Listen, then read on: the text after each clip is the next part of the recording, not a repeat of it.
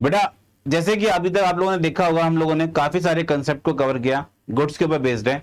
तो पहला जैसे कि हमने कवर किया कि अगर मान के चलिए फ्री सैम्पलिंग, चैरिटी, डोनेशन और एडवर्टीजमेंट के हम कर रहे हैं तो हम परचेज पे उसको हम लोग माइनस कर देते हैं, ठीक है। सेकंड नंबर पे बेटा फिर हम लोगों ने सीखा कि लॉस बाय फायर अगर हो रहा है तो उसके कितने सारे सिनेरियोज होते हैं, इंश्योरेंस, नो इंश्योरेंस, इंश्योरेंस है तो फुल्ली और पार्शली क्लेम। ऐसे ही अगर मान के चलिए ओनर, अगर ओनर जो बिजनेस का ओनर है, जो मालिक है, अगर वो बिजनेस से कोई भी सामान लेके जा रहा है तो आप जनरल एंट्री कैसे पास करोगे उसके लिए? तो उसके लिए जनरल एंट्री पास होगी बेटा, सिंपल सी बात है। तो जनरल एंट्री का लॉजिक क्या है वो क्वेश्चन के साथ उसे समझते हैं, क्योंकि इसका थ्योरी भी इंपॉर्टेंट है और इसका प्रैक्टिकल तो चलो है ही, नॉर्मल है वो तो जैसे क्वेश्चन आपके पास ऐसा रेज होता है, what is the general entry when the proprietor withdraw cash या फिर पे for personal expenses from the business, ठीक है। अगर वो कैश लेके जा रहा है, कैश, ध्यान देना यहां पे क्या कर रहा है, बेसिकली वो कैश विथड्रॉ कर रहा है, ठीक है। और अगर मान के चलिए वो बिजनेस से गुड्स विथड्रॉ कर रहा है, तो कैश विथड्रॉ करे या गुड्स विथड्रॉ करे, हम दोनों सिनेरियो के अंदर उसे एक ही नाम से काउंट करते हैं, एक ही नाम से बुलाते हैं उसे हम लोग, और हम बोलते हैं उस केस में इसको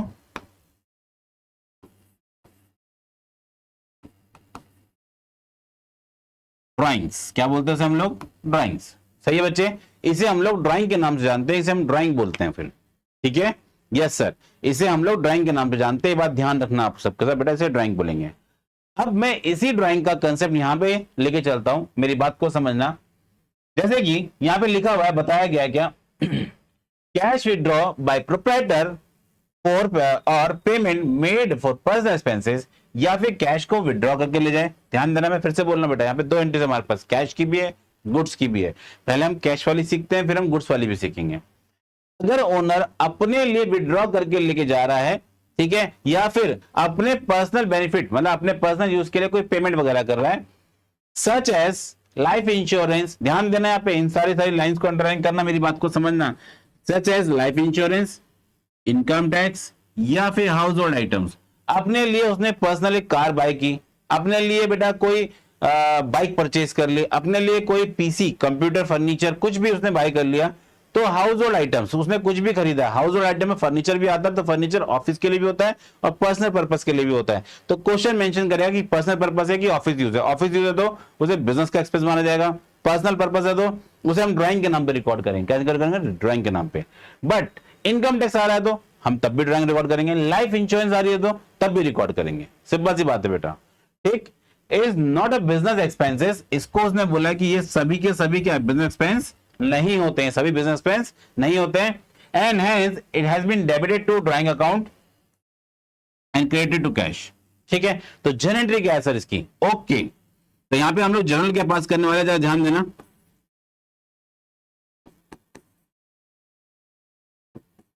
drawings account debit to cash account, to cash account,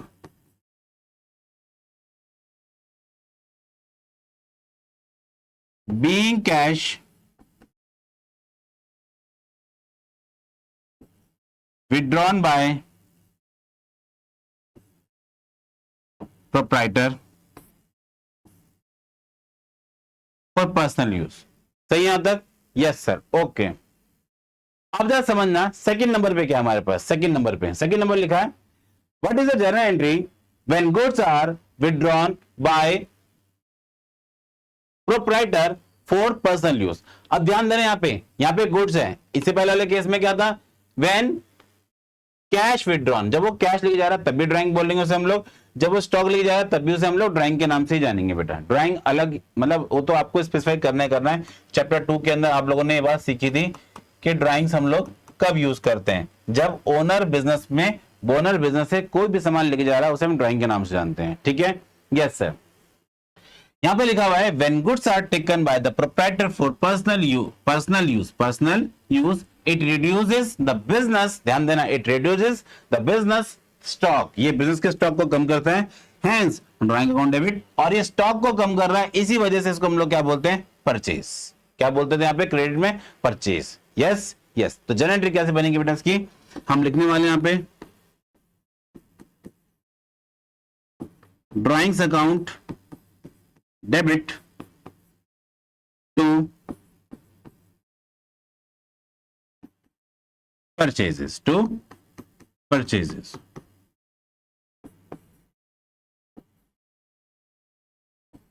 When goods taken by owner या proprietor from business। Yes or no? Yes sir। मेरी बात समझ में आई बेटा, नहीं आई? बिल्कुल सर समझ में आ गई। ओके ओके, क्लियर है यहां तक सबको? सर बिल्कुल क्लियर है, धन्यवाद। तो यहां तक आप सबको क्लियर होगा बेटा, ठीक है। अब हम जैसे इस पे बेस्ड दो क्वेश्चन को समझ लेते हैं, दो क्वेश्चंस को समझ लेते हैं। दो क्वेश्चन का मतलब दो एंट्री समझ लेते हैं। यहाँ पे पहला है बेटा इनकम टैक्स पेड। तो income tax paid by cheque, मतलब बिजनेस से हम लोग इनकम टैक्स पे कर रहे हैं। तो एक बात ध्यान रखना बेटा, अगर आप एक्सपेंसेस पे कर रहे हो बिजनेस की उससे, और ये कौन सा इनकम टैक्स है, इनकम टैक्स किस पे लगता है? ये ओनर की इनकम पे लगता है। किस पे लगता है?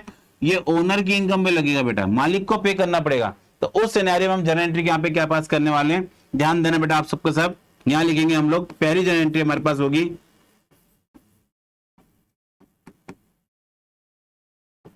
Drawings account debit to cash. ये ओनर्स को पैसा देना पड़ेगा। सर आपने कैश क्यों लिखा है? ओके ये हमसे मिस्टेक है। यहां पे क्या लिखेंगे हम लोग बेटा, क्या यूज करने वाले हैं यहां पे हम लोग यहां पे यूज करेंगे sir bank account. Very good, क्योंकि हमने चेक से पेमेंट की है, क्योंकि हमने चेक से पेमेंट किया। और चेक से जब भी पेमेंट करते हैं तो हम लोग किस नाम से डिनोट करते हैं उसको? क्या उसे हम लोग कैश लिखते हैं? नहीं सर, उसे हम लिखते हैं फिर बैंक। वेरी वेरी गुड बेटा, ये हो गया आपका पहला। एंड सेकंड नंबर पे क्या है बच्चे? सेकंड पे आता है बेटा paid life insurance premium 5000 by cheque. Again बेटा यहां पे भी क्या है बेटा आपके पास, आपने जो है अब जो है यहाँ पे जो लाइफ इंश्योरेंस है वो पे किया है। पहले में आपने इनकम टैक्स पे किया, दूसरे में आपने लाइफ इंश्योरेंस पे किया है। तो इस सिनेरियो में भी आपके लिए जनरल एंट्री क्या बन जाएगी बच्चे? यहाँ पे तब भी आपके लिए जनरल एंट्री बन जाएगी क्या?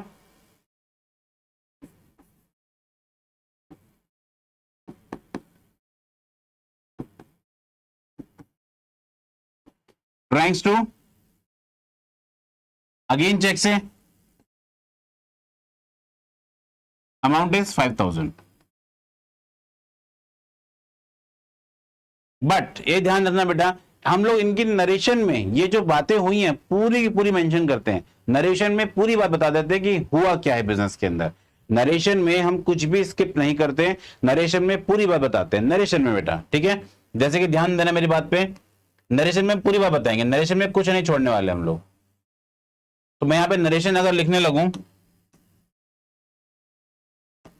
तो जैसे मैं इसके लिए लिखूंगा यहां पे being income tax paid